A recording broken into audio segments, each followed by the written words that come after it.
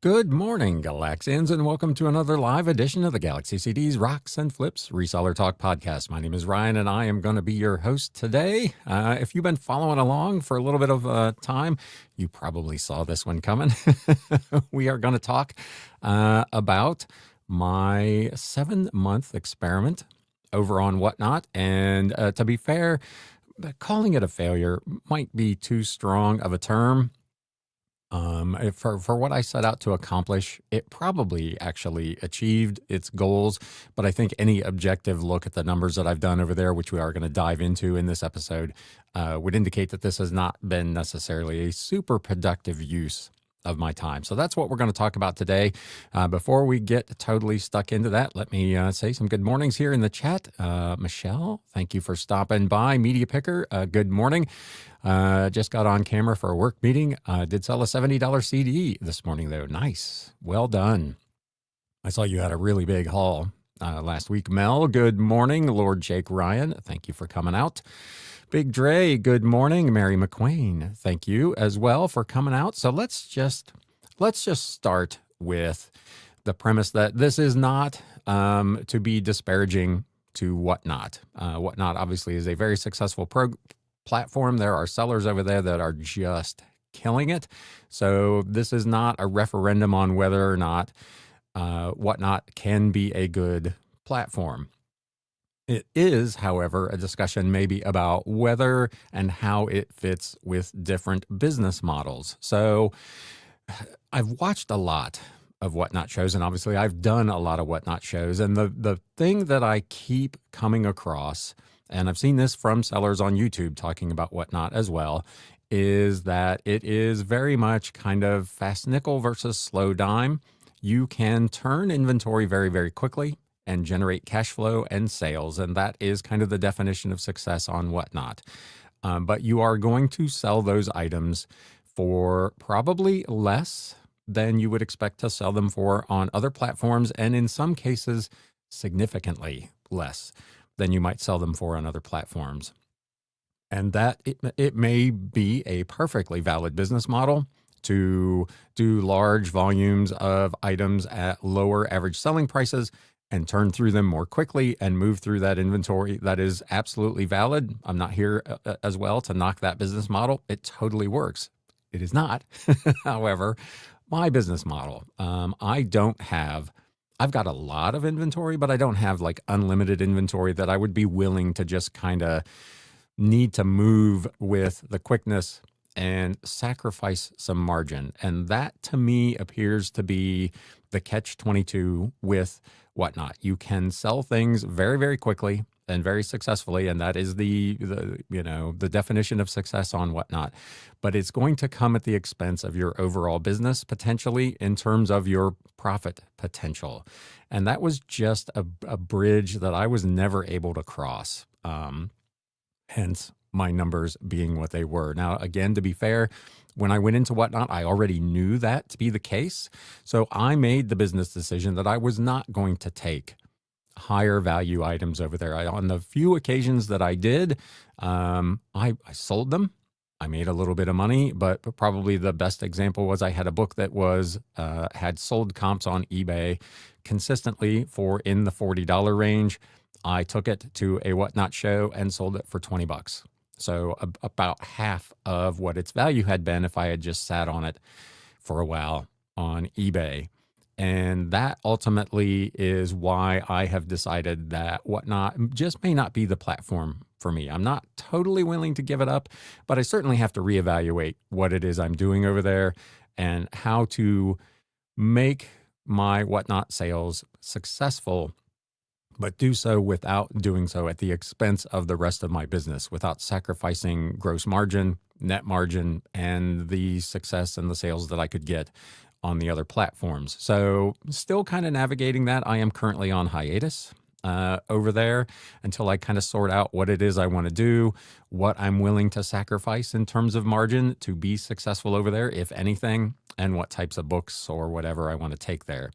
Again, to be fair, my initial plan was to take modest and lower value items over there, things that I was not going to list on eBay or Etsy or Mercari, and see if I could get out of them. And to the extent that I did that, it was a modest success. Let's just get stuck into these numbers and I can give you a better idea of what it is I'm talking about here. So these are my results from Whatnot from October of last year through when I cut it off last week.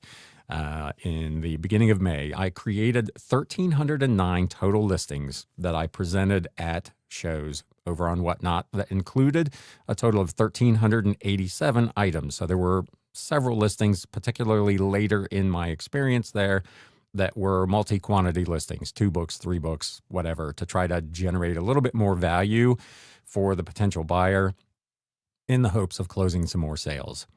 In the end, not super successful, as you can see from the graphic. 585 of those listings sold, 724 of them did not.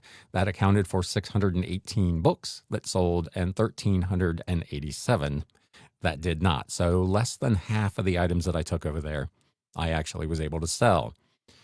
My net payout after fees for 7 months on Whatnot was just $547.79. So no great shakes there. That's a good day on eBay, not 7 months. Now, to be fair, again, I was taking books that had if I was selling them on eBay, they would have had a retail value of probably less than $8. So this is not the cream of the crop that I was taking over there. So these results are probably not super surprising, but they were not fantastic. $547.79 net payout. My cost of goods sold for those 618 books that I sold was $234.85, which means I made a net profit of $312.94, or about 51 cents per book. That, of course, does not include the amount of shipping supplies that I used, or the fact that I was spending 5 to 7 hours a week of my time preparing for, creating graphics for, creating listings for shows on Whatnot, and then doing the actual sale and then shipping the items that did. So clearly could make the argument that this was not a productive use of my time. This all kind of came to a head last week. I was doing a show on Tuesday, kids show, which my kids shows have been reasonably successful. And I had a 20-minute stretch before I just killed the show where I was the only person in the room. And it was a kind of a eye-opening moment to say to myself, is this something that is really working out for me? Is this a productive use of my time, or could I spend that 5 to 7 hours listing more things on eBay and Etsy and just going ahead and discarding these books rather than trying to get out of them? Because net at the end of the day, those 1,387 total books, I essentially broke even on them. So it didn't cost me anything. I didn't end up donating them at a loss. I did ultimately at least break out of those at break even, but at the expense of a significant amount of time and effort to not really make what you would describe as a lot of money. Again, that was a function of my perception, maybe, of Whatnot, in terms of the fact that, again, I feel like you're going to not sell things over there for as much as you would sell them for elsewhere. And that was something that I was not willing to do. And it impacted the types of items that I was taking there, which, of course, then had the knock-on effect of having that impact on my sales. So let me know in the chat, or if you're watching this on Team Replay or listening to it over on Spotify, you can let me know in the comments as well. What you think of that? What's your take on Whatnot if you have used it? I know we've had Max on here a couple of times. He is just absolutely killing it over there. But even with his books, there have been a couple of times where I've attended his shows and I'll just pick a book that he sold as part of a lot and comp it on eBay, and he sold it for less than he could have there. That is, again, not to knock that business model. That is a absolutely valid business model, but it's just not the one that I want to run my business under. And you have to make decisions about whether or not you want to try to maximize your profit or maximize your sell-through rate or find some kind of middle ground there. I run discounts all the time. I send out offers for 15% off. So I'm not always trying to get 100% sale price for my items, but 10%, a dollar, $2, $5 on a book that might be worth 30, 40, $50, just frankly is something I cannot get my head around. It's not something I'm willing to do for my business. And that, of course, has impacted my results over there, which, as you just saw, were not spectacular. Let's hop back into the chat here. Let me blow this up so I can read these. Jeff, welcome. Good to see you. Thanks for coming out for a live. Den Decor Depot, good morning. Here for the juice that's worth the squeeze. Well, yeah, hopefully this juice is worth the squeeze because my experience on Whatnot clearly has not been. Fern Flips, good morning. The notifications for live shows really work. That's good to know. I've had a couple people tell me that they didn't get notified. I went live last Friday, and I had a couple people that reached out that said that they did not get notifications. So I'm glad to know that that's work. Tampa Bay Picker, good morning. Thanks for coming out. Kapow Eagle, good to see you. Always good to see you. Operating on eBay, have you ever talked about why you chose not to sell books on Amazon? I have. I've talked about that, but since it's come up, we'll talk about it again. I used to sell on Amazon. Back when I had my CD store, I sold mostly used CDs on Amazon and fairly successfully. I started doing that in, 2002, maybe 2003, and did that right up through the closure of that store in 2012. And it went well. I was selling, a couple, $3,000, $4,000, $5,000 a month worth of stuff over on Amazon. But as the time went on, the fees went up. The number of hoops you had to jump through to continue to sell on Amazon continued to increase in number and elevation. And when I decided to do reselling, I did look back into getting onto Amazon again. And when I started doing the research with what the fees were, and again, what the requirements were, with their new gating for certain items, I was not going to be able to sell CDs over there because I was not going to be able to be ungated. And I just made the decision that it was not going. I have said numerous times here, I know I'm leaving money on the table, but it wasn't mentally and emotionally going to be worth the stress for me to add that platform into my mix. And I just made the decision that I was going to sell elsewhere. Kind of like with Whatnot. Everybody may make a different decision. There are plenty of sellers that won't sell books on eBay, that only want to sell them on Amazon. You get to choose. It's one of the things that we talk about all the time here. You get to choose how you run your business and the platforms that you choose to sell on, and kind of the reasons that you decide how to do those things. And it does obviously have an impact on your success, or in this case, failure to launch. My experience on Whatnot, to be fair, has been fantastic. I've had a lot of fun over there. I've met some really interesting people. There are things I will probably continue to do over there, but to invest the time and effort into 2 weekly shows is probably not on the cards going forward. But it was a great experience. I'm glad I did it. I learned a lot about my own business model and about Whatnot, and how to best spend my time. And Amazon was kind of the same thing. Having had that experience a decade ago and looking at how Amazon is structured today, I just made the decision that for my business, which again was founded for some to some extent to take control of my time and reduce stress level from being in the traditional workforce and having a little bit lower stress lifestyle, that being on Amazon just wasn't going to make sense for me. So that's why I chose to go that way. Spending Sense at Fern Flips. Is your name actually Fern? Mine is too. I don't meet many.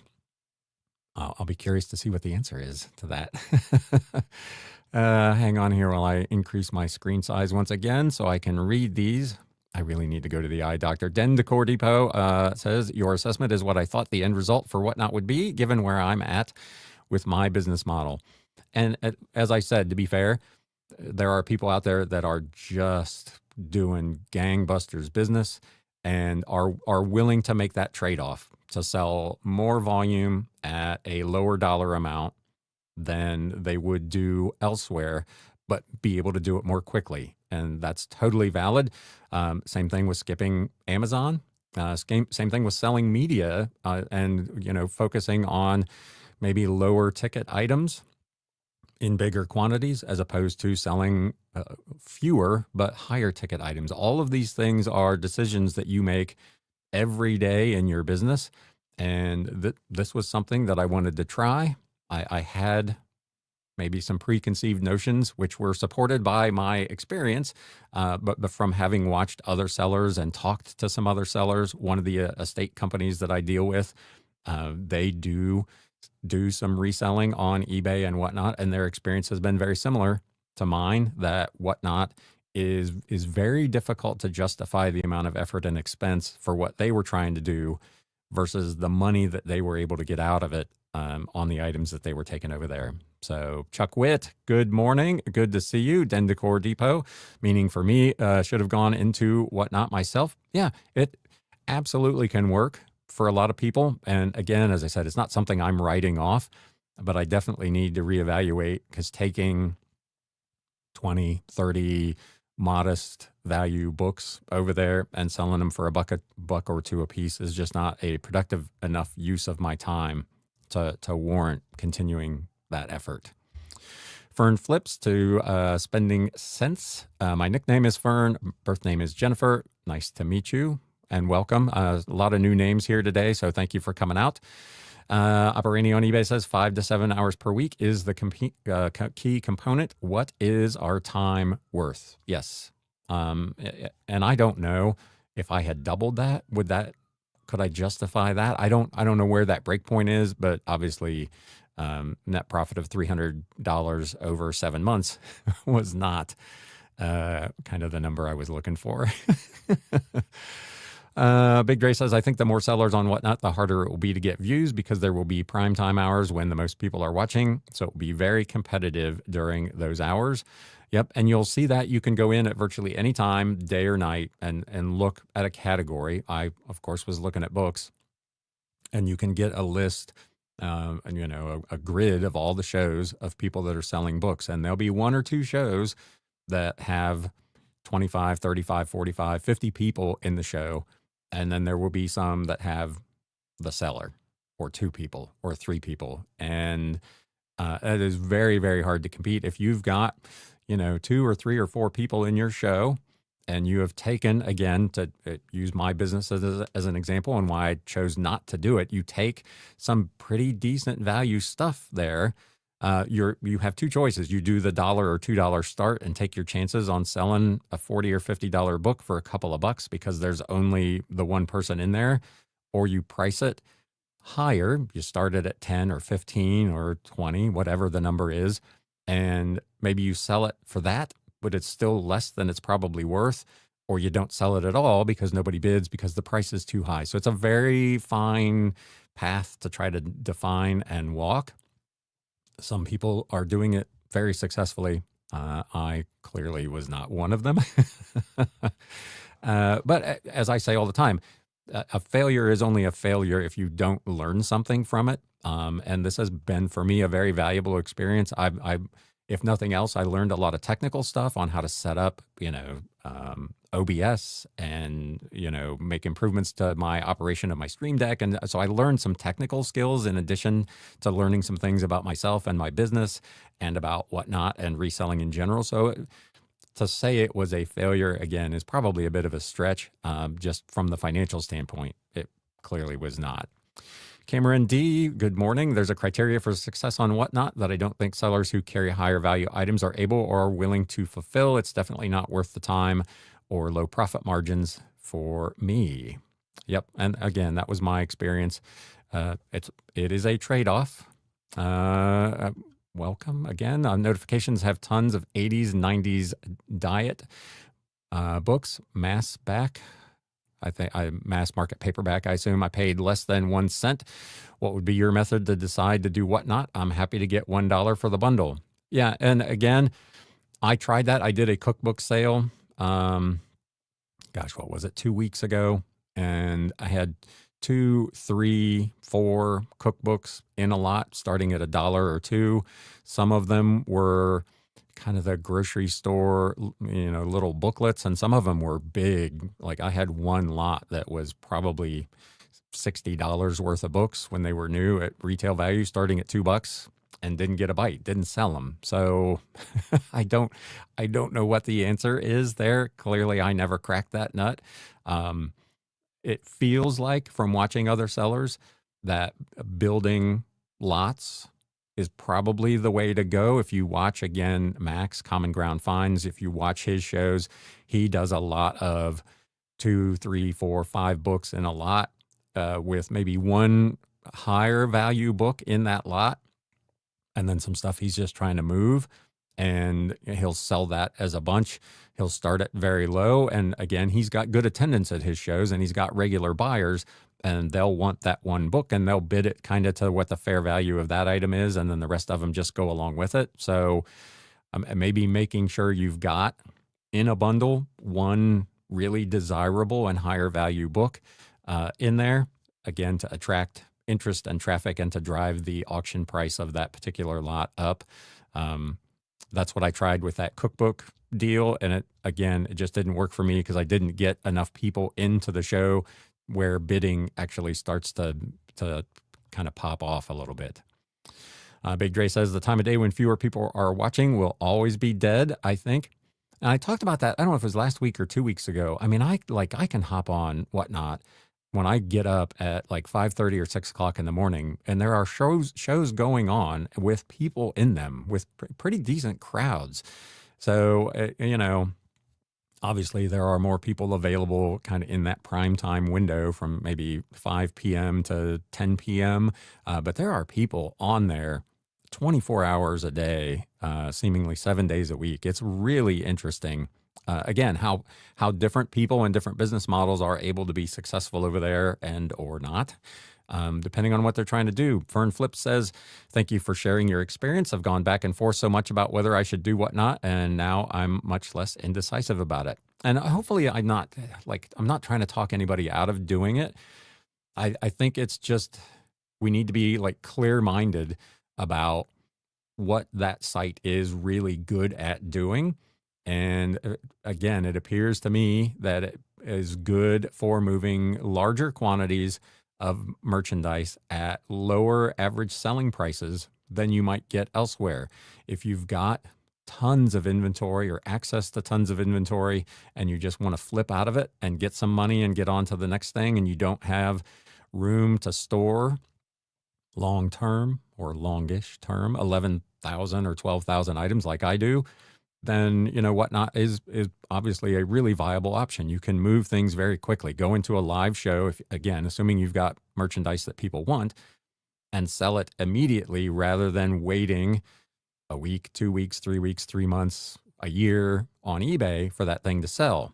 The trade-off, again, of course, is you might sell it for 20% of what you could have gotten for it on eBay. But maybe you sell it for 80% of the value, but you don't get to determine that on Whatnot, especially if you're doing auctions and especially if you're doing low dollar starts. That marketplace, those buyers that are in your show are the ones that are going to determine how much money that thing makes. Where if you put it on eBay or Etsy or wherever, Amazon, and you think its market value is $40, you put it out at $39.99 and just wait it out, that may be eventually what you get for it. So it is definitely, there's a trade-off there that we all have to make a decision how we want to approach. Is it something that we want to do? Is it something that we not want to do? And for me, I've clearly made the decision that that's something that I don't want to do. If I was getting pallets full of books, truckloads of inventory, it would be different. We talked about, I think in last week's show, or maybe it was in the Friday Live, the video that I saw, I think it's Resell Maven. She is a big seller on Whatnot, very successful. She's buying Gaylords full of books and sorting them, and she's selling lots primarily.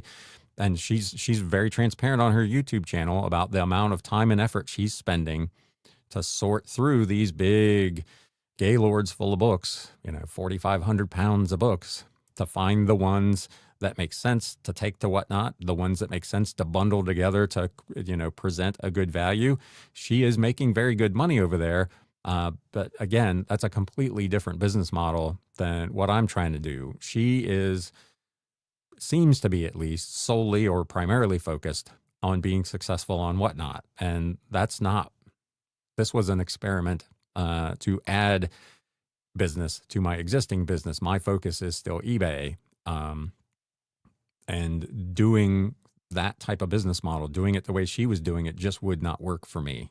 If that's what I wanted to do, absolutely, it's clear you can make that work, but you've got to commit to that type of business model. Den Decor Depot says, have you sold sheet music? I have. Found a box of it in my unlisted inventory, and I'm getting sales already on it. Yes, I don't buy a ton of it. Some of it's fairly low value, $2, $3, whatever. Some of it can be really good, especially if it's older. I'll do lots. If I find a particular songwriter or a particular performer where I've got a bunch of them, I'll put them all together in lots. But generally, that is stuff that you can get really, really cheaply, and it does sell. You'd be surprised how much old sheet music from as far back as the 19 teens and 20s people will buy and pay pretty good money for. So yes, I have quite a bit actually in my inventory currently. Spending Sense says, I was an Amazon seller for years in media, took a break, tried to go back, and wow, gated. Control of your pricing on books, on and on. Crazy. Yes, that is exactly.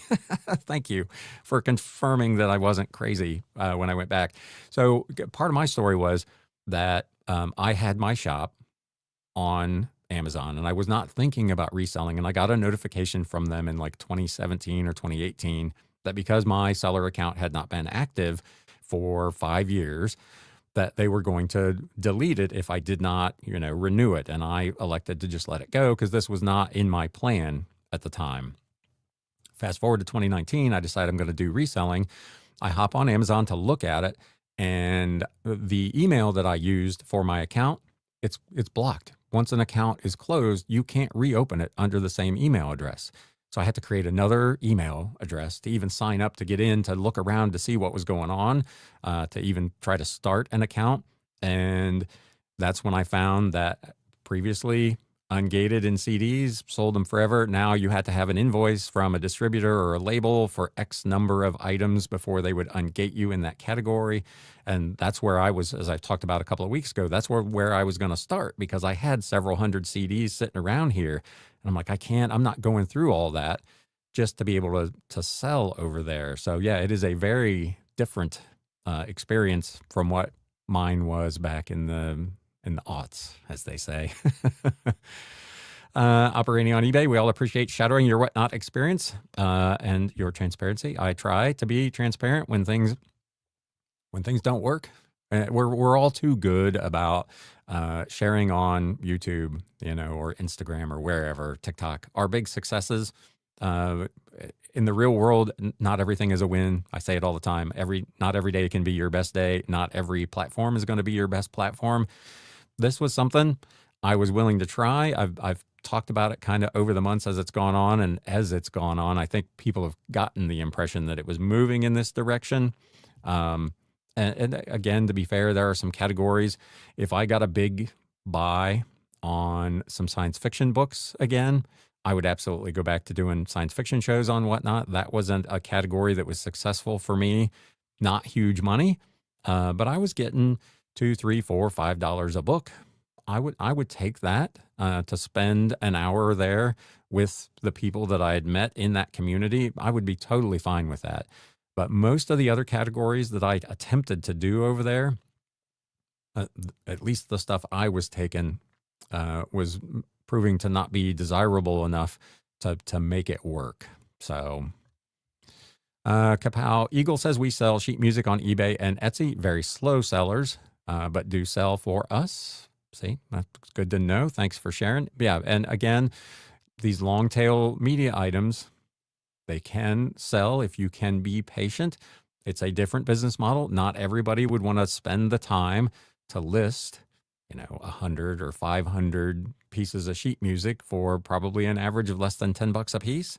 But they do sell. They do. I talk about it all the time. These bread and butter type items, you sell 2, 3, 4, 5 of them over whatever number of categories you're in per day. And then you sell on top of that your more profitable stuff, and all of a sudden you've had a pretty good day.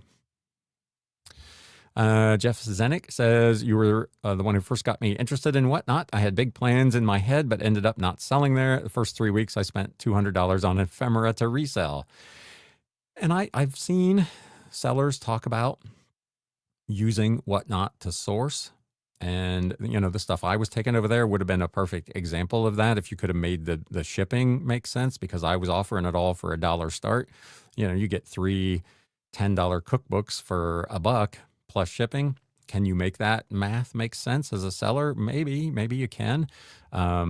It's definitely an opportunity to source, but the math in terms of the selling price versus what you might get elsewhere can be very, very tough. So, Mike Metko, good morning. How is everyone doing today? Yeah, let me know in the chat. How's it going? It is another rainy day here in Greater Cincinnati. It has been the rainiest spring I can remember in a long, long time. Den Decor Depot is cautiously optimistic.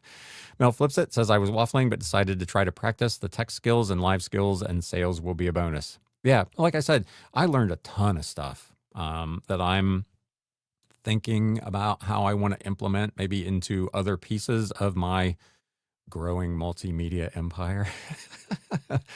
For instance, for YouTube, do I, with my particular subscription to StreamYard, I can't do multiple cameras, but I could do that through OBS and use the OBS feed into StreamYard in order to do multiple cameras. Is that something that I want to do? It's now a skill that I have because it's something I learned to do the shows over on Whatnot. So again, even though from a financial standpoint, it was a wash at best, I learned a lot of really interesting things over there that have made me better at other areas of my business as well. So I don't, while maybe it was a little bit of a clickbaity title, obviously from a financial view, it was a fail. There's no other way objectively to look at $312.94 in net profit over 7 months as anything other than a failure, if you're being really objective about it. But as I always say, if you learn other things through those processes, there is some value yet to be gained there. Mike Metco Meetup says eBay just announced dates for eBay Open in August. Any thoughts or insights? I did see the announcement. Looks like, if I remember right, I thought I saw a headline. It's like $295 to attend. They did say at the Summer Seller check-in, it's going to be very limited number of tickets. I don't know if they've not rented like a huge space. They do have their itinerary up as well. So if that's something that you're inclined to do, you can see what the main sessions are going to be, what the breakout sessions are going to be. It is going to be in Las Vegas, and which should be a good time. So if you're inclined to do those sorts of things, eBay has all that information on their site, and I'll probably cover it in whenever the next main episode is. I'm actually debating taking the weekend off this weekend, so we'll see. You may not find out about that till next week. Operating on eBay says, I've got large monies for my organ and piano performance books in classical, with the sheet music. So, yep, there is. It's like a lot of categories. I've found the same thing with books and with CDs. You got some that are all but worthless. They're selling for less than the price of what it would cost to ship them. And then you got other ones that are really rare and very unusual that will command really, really nice money. Recommerce Dave from the land down under. Good to see you. Good morning. Cameron D says it is in Vegas and there is online attendance. And that is probably how, obviously, the majority of people will be doing eBay Open. I will probably pop in and out during the event just to see what's going on and what kind of things they're talking about. But I will not be attending in person. So I say all the time that I should do something like that and just write it off as a business expense, but I just never get around to it. Media Picker, or Midwest Picker. I already said hi to Media Picker. Midwest Picker, welcome. Good to see you, man. Den Decor says, we had a brick and mortar store. We closed March 2nd. Been listing all that inventory and turned the space into our warehouse. It is not a death pile. It is a mountain of unlisted inventory. That is, I did a whole video on that way, way back in the day. I don't view unlisted inventory as a death pile, partly because I'm constantly working on it. I do whatever, 20, 30, 40 listings a day. So, and I don't view it that way because I'm active with it. I suppose if I wasn't doing that and I walked out into the garage and saw, 80 bins full of books, I might get a little intimidated by that. But I don't. I look at that as money in the bank that I just have not put myself in the position to cash out just yet. Recommerce Dave said, yes, your lives were really high quality when looking at other sellers. And that was what I was trying to do to kind of set myself apart. And that was one of the things that really got my attention last Tuesday when that sale wasn't popping off, where I went that 20-minute stretch where nobody even came in. Because I know on the mobile, if you're like scrolling through and there's a show going on, you can see and you can click the little mic or speaker and you can listen to what that person is doing. And even though I knew there was nobody in my lobby, I just continued to do the show like I normally do, presenting the book, reading the blurb, doing the sound effects and the graphics and the multi-camera stuff. So anybody that was scrolling by would have seen that this was a more kind of varied and maybe a little more polished show than others. And they still weren't coming in. I still went 20 minutes with nobody clicking in to see the show.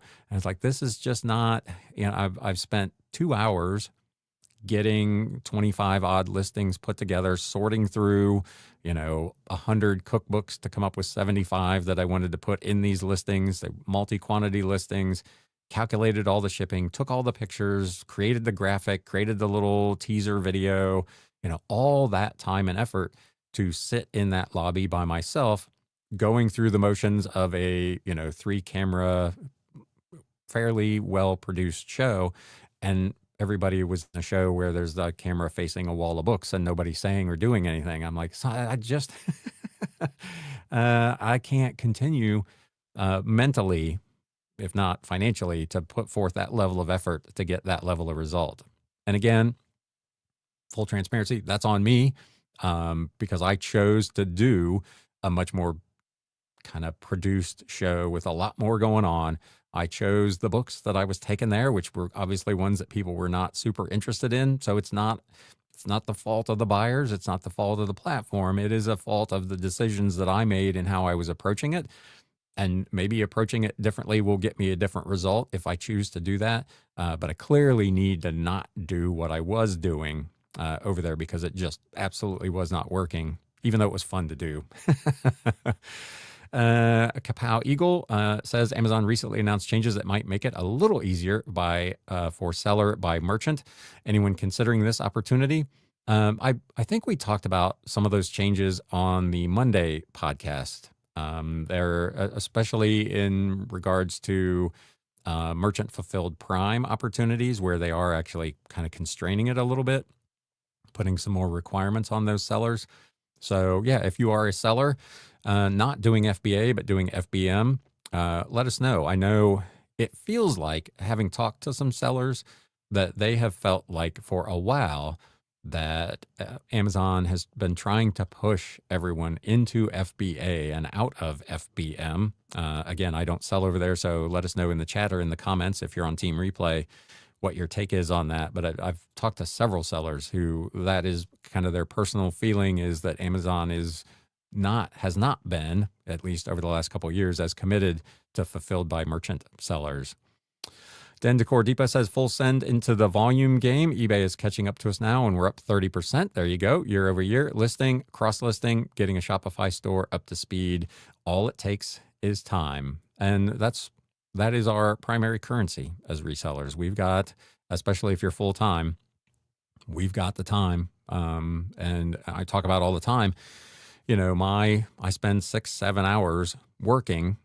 That's 6 or 7 hours of very productive time, as opposed to when I was in the traditional workforce and you've got your breaks and you've got the idle chit chat over the coffee machine and, whatever, where there's a fairly significant amount of time that is not put to good use. So you've got the time to go out and be productive, and your business ultimately ends up being what you make of it.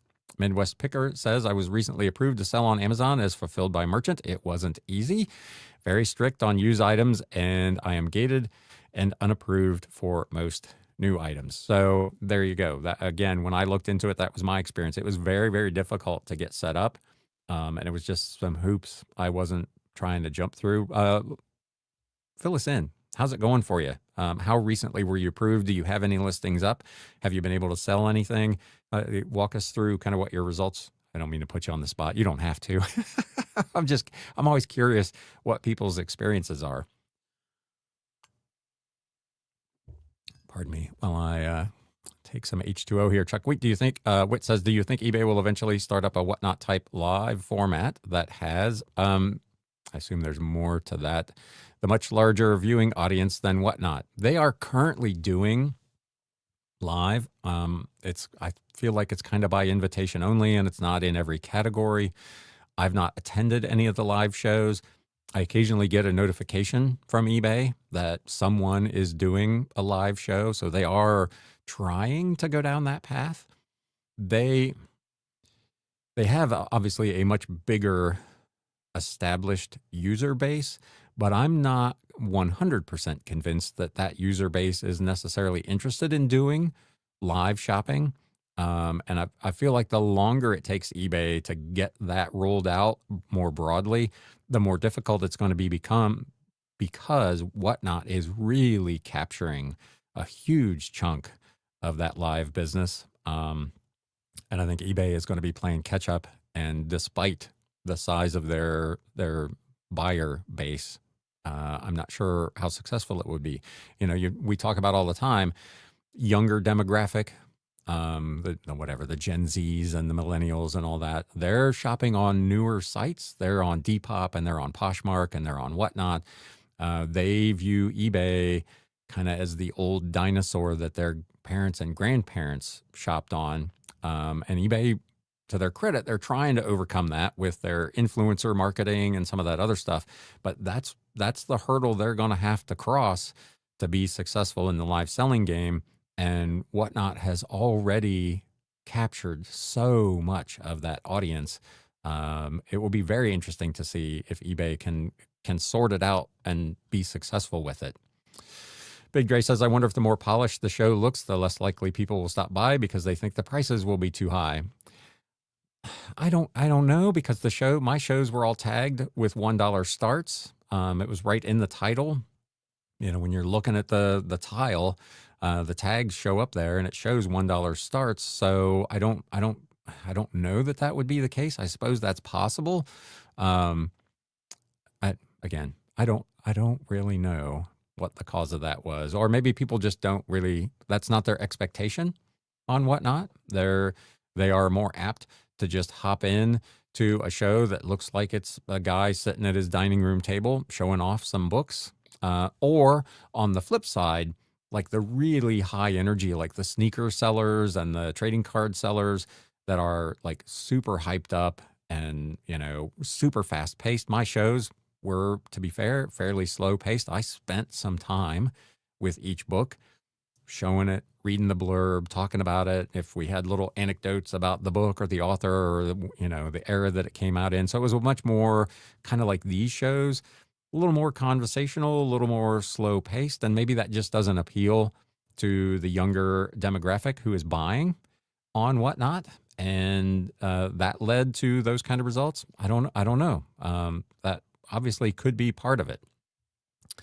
Den Decor Depot says to Chuck, eBay can't get the current site to function properly. I doubt it, unless they literally buy whatnot. Yeah, I know. I think that ship has probably sailed. I think there was a time they probably could have made a bid to purchase whatnot, and absorbed that technology and integrated that into their platform.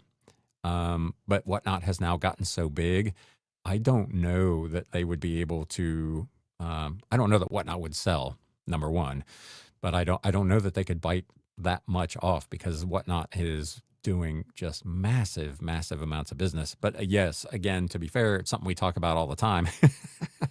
eBay's trying to roll out all this stuff, the AI, listing tool, the AI video tool, this, that, and the third, and yet photos don't show up for the better part of an afternoon on the site, or search is down, or, whatever basic day-to-day functions that buyers and or sellers need to be able to transact business isn't working properly, and they're investing in all this other stuff. So I have my concerns about the directions over at eBay when the core functionality of the site is problematic.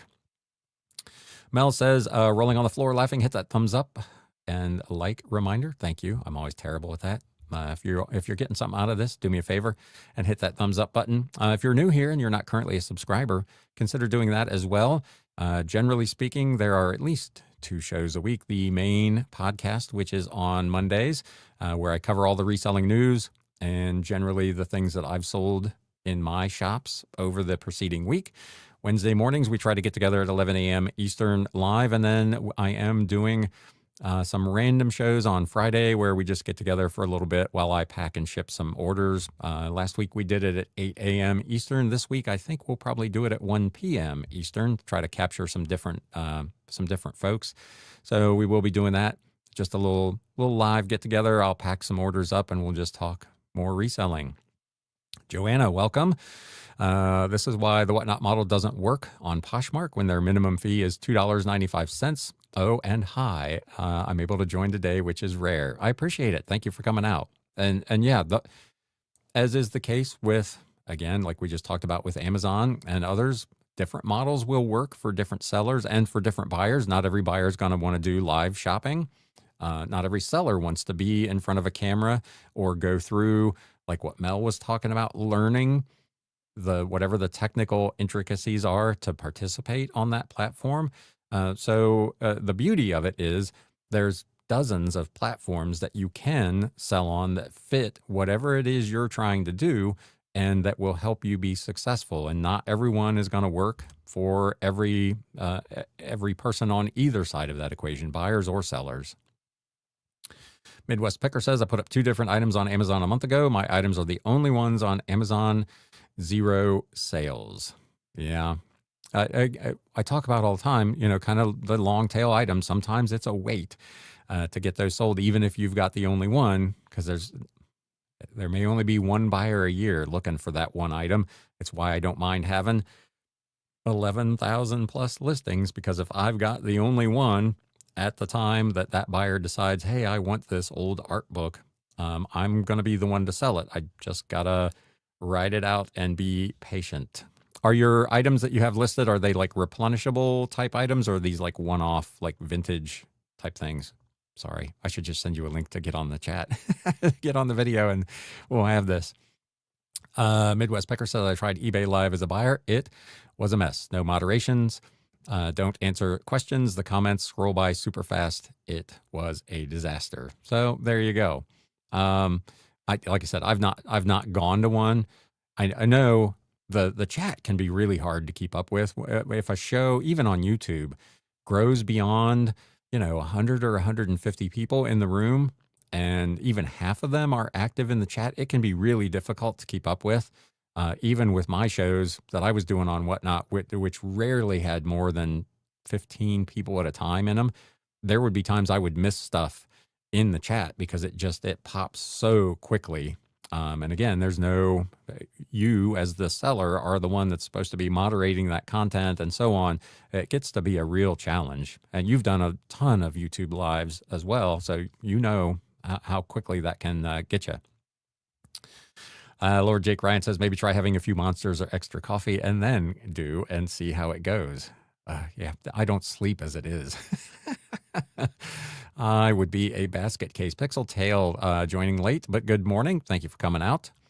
Operania caught the recording of the packing live video. Really enjoyed it. Thank you. I appreciate that. Again, we'll be doing that Friday, 1 o'clock Eastern. That will go up probably tomorrow. I did have an interesting... I did a how I pack and ship books video, just a short, I don't know, maybe 3 years ago. And all of a sudden, it's got a big spike in views. It's done like 1,200 views in the last 10 days. And I had someone comment, because I pack as I showed there. And in that video, almost everything I ship goes out wrapped in newsprint and then in a bubble mailer. And I had someone just going off in the comments about sending books by in bubble mailers lacks all common sense, and you shouldn't do that. And every book should be wrapped multiple times in craft paper and then wrapped again and put in a box surrounded by newsprint and yada, yada, yada, whatever. Just like 3 or 4 comments in a row saying they had been selling books for 26 years and it only had one damaged in that time. And I'm thinking to myself, I've across all platforms in the 5 years I've been doing this, I've shipped almost 30,000 books. And I also have had just one that got damaged. And my feedback is consistently, I had one the other day that the buyer said this was the best packed book they had ever received. And it was just shipped in a bubble mailer, wrapped in newsprint. It was a paperback, so it did have a cardboard support with it. I don't have any issues using bubble mailers. And you would think that I was like the worst seller on the planet, according to this person's comments. I was really taken aback by how committed this person was to their method of packing. It is one of the things I talk about, being cautious when you stumble on someone who seems to want to tell you that a particular way of doing things is the right way and the only way to do those things. Even like with this show, for instance, I have said probably 15 times already that there are different business models. Whatnot is going to work for some sellers. It's not going to work for others. Your tolerance for risk in terms of what you will sell something for, what the profit might be, whether you sell something at all, the amount of commitment that you want to make in terms of time and effort to learn the platform and all those things. We all get to make those decisions. And that's the beauty of reselling. But there are all these people out there that are like, you got to do it this way or you're doing it wrong. That was just hysterical to me. Then Decor Depot says, anyone else having USPS issues? Might just be my increased volume, but I feel like I'm filing missing mail and insurance for lost items almost bi-weekly lately. Let us know in the chat, or again, if you're on Team Replay, in the comments. Are you having any issues? I have not had any in, probably 3 or 4 months. I had one item that ultimately never did get delivered. So among those 30,000 odd items that I've shipped, that's my second one in 5 years that ultimately did not get to its destination through USPS. Although my instinct is that it probably did get delivered and the delivery agent did not scan it. Because the buyer reached out almost immediately, claiming that they had not received it and it wasn't scanned. So I'm not sure that wasn't a scam, but nonetheless, I ended up having a refund. Media Picker says, I pack CDs a little differently depending on the value. Most are just bubble wrapped and placed in a bubble mailer. If they're more expensive, then I add cardboard. Rarely an issue. Yep. Same. I think probably the one that I sent to you after I sent you the wrong one the first time, was in a bubble mailer with maybe a cardboard insert. More expensive ones, like I talked about a couple of years ago, I sold that one for $300 odd. That went in a box. I'll wrap it in bubble wrap, maybe put cardboard support on it, and then put it in like a 45 mailer, like the 7x7 box, to ship those more expensive ones, just to give the buyer that added peace of mind. I don't think it probably makes any difference, but it just looks a little better if you're buying a $100 or $200 CD. Same with books. Generally, anything over $60 or $70, I'll bubble wrap it and put it in a box rather than doing a bubble mailer. But for a $10 book, I'm not shipping it out with $2 worth of box and packing materials. That just doesn't financially make sense. Yes, it looks good. Yes, it almost ensures that it will get there in perfect condition. But so does a bubble mailer with a cut piece of cardboard and some newsprint that cost me net 25 cents. So again, it's a decision that you all get to make, how you want to do things. There are a million different ways to skin a cat, as they say. But I've found bubble mailers to be fantastic.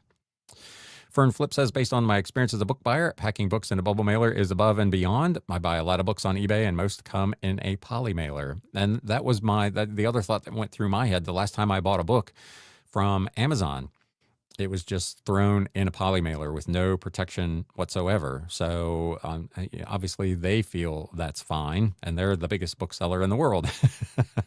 So yeah, I was watching a video the other day of somebody packing what I thought looked to be reasonably fragile items, and nothing, no wrapping, no nothing, throwing them just in a poly mailer, not even a bubble mailer. I was like, oh my goodness, there's some middle ground between going totally overboard and risking the item not getting where it's going in good shape. Um, but yeah, this person was like, oh, the spine will be damaged and yada yada. I'm like, man, I don't. Any books I've ever gotten very rarely are in a bubble mailer. They're almost always in, like you said, just a poly envelope. Operating on eBay says I put my piano music in a flattened cereal box and a 10 by 13 envelope with do not bend stickers. So far, I've had great feedback. Cereal boxes weigh less than the scraps of cardboard. Absolutely. Again, if they're more than 8 pages, they can go media mail, which, given the weight of most of those, most sheet music, even with a cardboard stiffener, is probably going to be under 4 ounces, so it'll go fairly cheaply.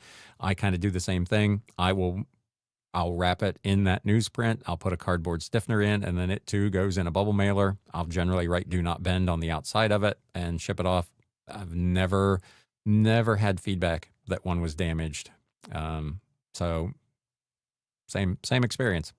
Lord Jake Ryan did have a missing package a couple of weeks ago, still missing. We talked about, it'll be interesting to see now that there's a new sheriff in town at the post office, what they do with their Delivering for America plan, and if there are any hiccups in ongoing delivery. Again, for my part, it's been 3 months probably since I had an issue. Everything has been going through just fine from my end. So Mel Flips It says the same, no issues, but I stand in line to have scanned at the post office counter. I do that as well. I take my scan sheet and I have them scan it. They generally don't count the items anymore because they know who I am and they know my counts are right. And they'll just dump them in the Gaylord and hand me my receipt, and then I'm on with my day. I don't use the kiosk. My little tiny local post office doesn't actually even have a kiosk. But yeah, I always wait for a receipt. And you do see in various Facebook groups almost weekly somebody that used a kiosk and the item has never gotten a subsequent scan, and the customer is saying that they've not received the item. So, again, having that receipt doesn't make any difference really, I guess, in terms of protecting you if the item doesn't get scanned, but at least gives you some peace of mind that, it's going to show that the post office at least took possession of the item. So you've got some recourse. Pixel Tail says USPS, yes, just filed a claim this morning. Thankfully, the buyer is being very patient. And most buyers, I was watching Flippin' Ain't Easy yesterday, and he was making the same point regarding an issue that the auction professor had with some feedback on an item. I don't. The details are irrelevant, but the story was the communication being really important. Keeping in touch with your buyer. Anytime I have a buyer that reaches out to me that says, "Hey, this item has not arrived in whatever amount of time," I will file that claim.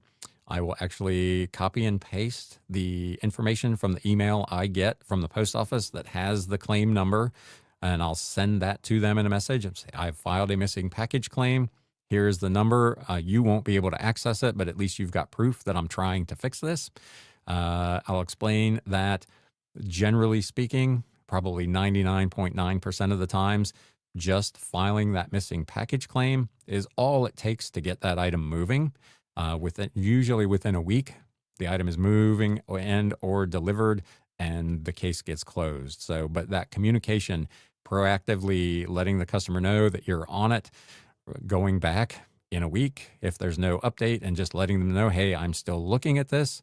There's no update on my missing package claim, but I look at this every morning. I will let you know when I see something.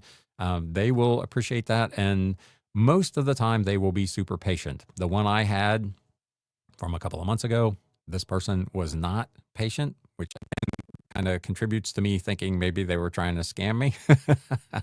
And they had actually received it because they were in a big hurry to get their money back. But I digress. Mel Flips It says, are you missing packages in certain zones? Yeah, let us know. Where was the last scan, if any? on your package relative to where you're at. Mel says everyone is counter scanned for me too. No specific zones, South and Midwest. Get my paper receipt every time I ship, says Den Decor Depot. Stitcher, hello, welcome. I've had a couple of weird situations with 2 items I bought on eBay. My biggest thing with shipping as a buyer has been when I order like multiple items, shipping supplies from one vendor. So whether it's Supply Hut or the one I normally use, Value Mailers, they will ship 2, 3, or 4 items to me with one kind of master UPS or FedEx tracking number, which then subsequently each box has, of course, its own tracking number, but the only one that comes to eBay is the master tracking number. And as soon as one package gets delivered, all of those packages show delivered. I had this happen yesterday. 2 items, somehow they got separated. They were on 2 different FedEx trucks. One showed up in the morning. My order showed that everything had been delivered. I only had 1 box. Later in the afternoon, a different FedEx truck rolls up with my other box of stuff. And of course, I got no notification on that one being delivered because, according to the system, it already had been. So, but everything seems to always get here. So, Kapow Eagle says we protect all our books in many ways, cardboard or bubble or box, depending on the size, fragility, or cost. No problem so far. Boxes are usually reserved for antique, large, or higher cost items. Yes, boxes are, to be fair, they're a lot more expensive than bubble mailers. And I tend to not use them for kind of lower value items. If it's a multi-quantity purchase, obviously, and it's not going to fit in, a bubble mailer, then it's going to go in a box. I mean, sometimes you just have to do that. Higher value items, I want to protect. $100 book, I'm not sending that in a bubble mailer, but a $4 plus shipping paperback, again, just me, there's no way I'm putting that in a box. Midwest Picker says, I live in a small town. Staff at my USPS knows me by name. I drop and run, never a receipt, never an issue. I'm a lucky guy. Yep. My guy knows me too, but I still get a receipt. They all know I'm a stickler for getting a receipt. I'm one of the only sellers that goes in there that uses the USPS scan sheet for multiple items. So I think they're willing to be patient and print me a receipt because I'm not wasting their time with 15 items that need to be scanned. They can just scan that sheet and get out of here. I've had them tell me on numerous occasions, I wish you would teach the guy who just left here how to use a scan sheet. So there is that. Stitcher says, hit enter too early. One stuck in Trenton, New Jersey for 2 weeks. Seller filed a report and it came. Currently one showing as delivered to the Trenton PO on Sunday. And again, like I said, those missing package claims almost always seem to get the things moving. Sometimes it takes a week or 2, but my experience has been almost without fail. They eventually end up arriving at their intended destination. I talk about it all the time. For all the faults with the Postal Service, the fact that you can ship stuff clear across the country for the prices that we can get it. I think Recommerce Dave was talking about it last week in the live. They're paying $11, $19 Australian for books that we're sending here for $5 or $6. So we're pretty fortunate, all the issues notwithstanding. Indy area seems to be a problem. No issues elsewhere, says Pixeltail. That was my experience back during the holidays. Indianapolis was way behind with getting stuff processed through that facility. Obviously, Atlanta has also been a problem.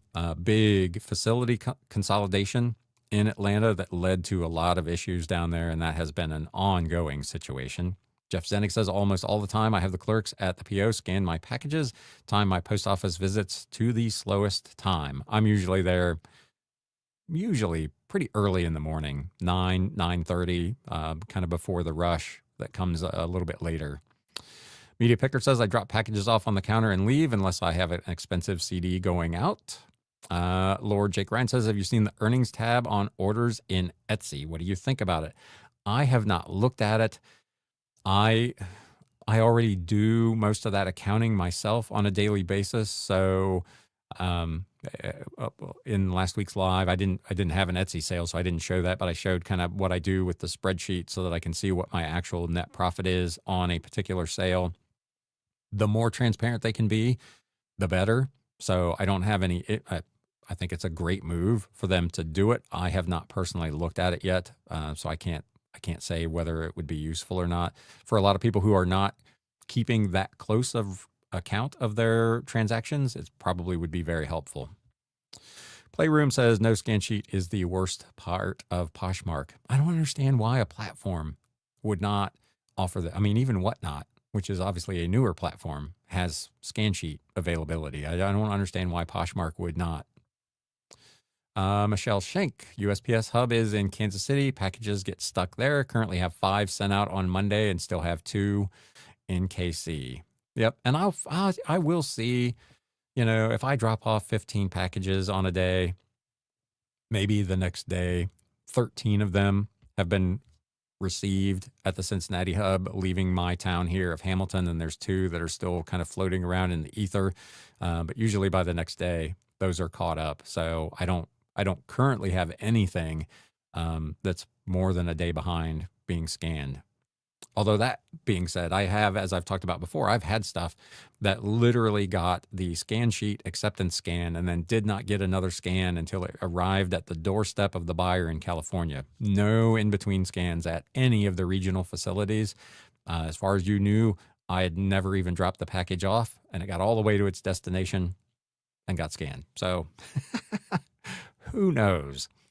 Den Decor Depot, he's my timekeeper. He says, high noon here in Pennsylvania. Thanks for the hour. It's time to sell. Again, we do try to keep these at an hour because I know everybody's got stuff to do. So we'll take a couple of more comments here and we'll wrap this thing up.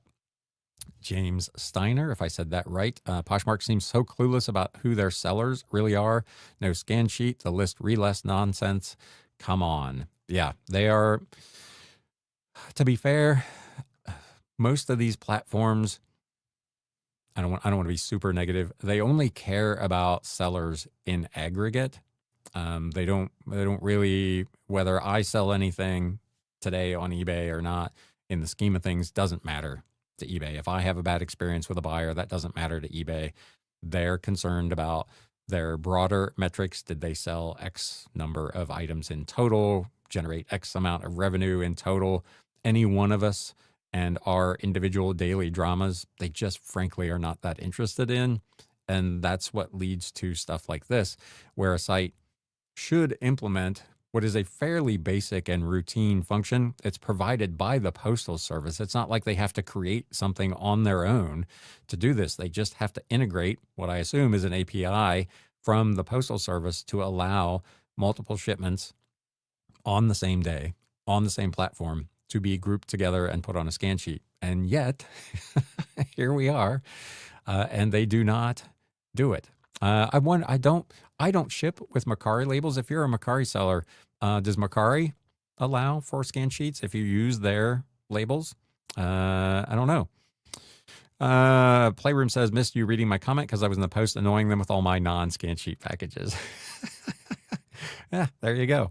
You're one of those, huh? And I do get that because it is different.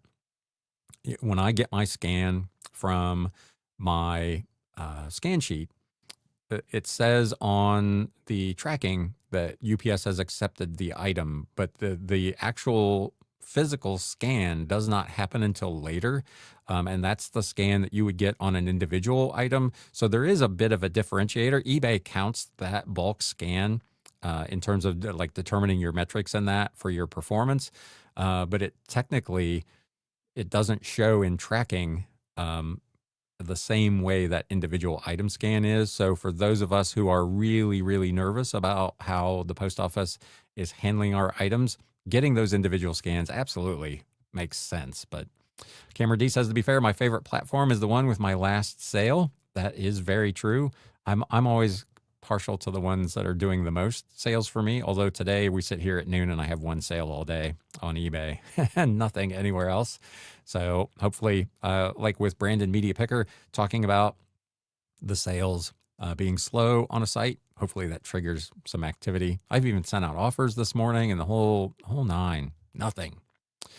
Mike Metco Meetup says another great show. Thank you. Thank you. You've got one coming up. Is that tonight or tomorrow? You've got a guest going to be on the show. Let us know in the chat before we all get out of here when that is, if it's tonight or tomorrow. Media Picker, thank you. Thanks for the entertainment. I try. Hopefully you got something out of it. Again, if you did, do me a favor, hit that thumbs up button. Let the YouTube algorithm know that this was a good use of our time. Mike Metco, if you're still here, let us know in the chat one last time if your live is tonight or tomorrow, or maybe both. Maybe you have two shows. I don't know. I just saw it in my Instagram feed that there's something going on. Tomorrow night at 8 Eastern. There you go, Mary. Thank you very much. Who's going to be on? I saw it and I don't recall who it is. Now I'm asking more questions.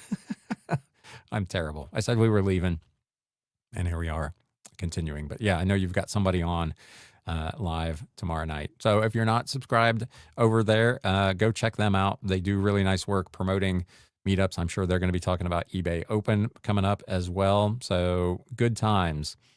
Anyway, as always, I see somebody popping in here. John and Jenna from Flippin' Ain't Easy. Okay, there you go, because I was just talking about them. That's probably why they popped up in my feed. Here's an interesting one. This has nothing to do with reselling. It just goes to how these algorithms work. I was talking with my daughter at dinner last weekend about how the YouTube algorithm in particular, if I search for one particular thing, it feeds me more and more and more of that one thing, even if I only wanted that thing for a one-off. I had a specific question that I needed answered.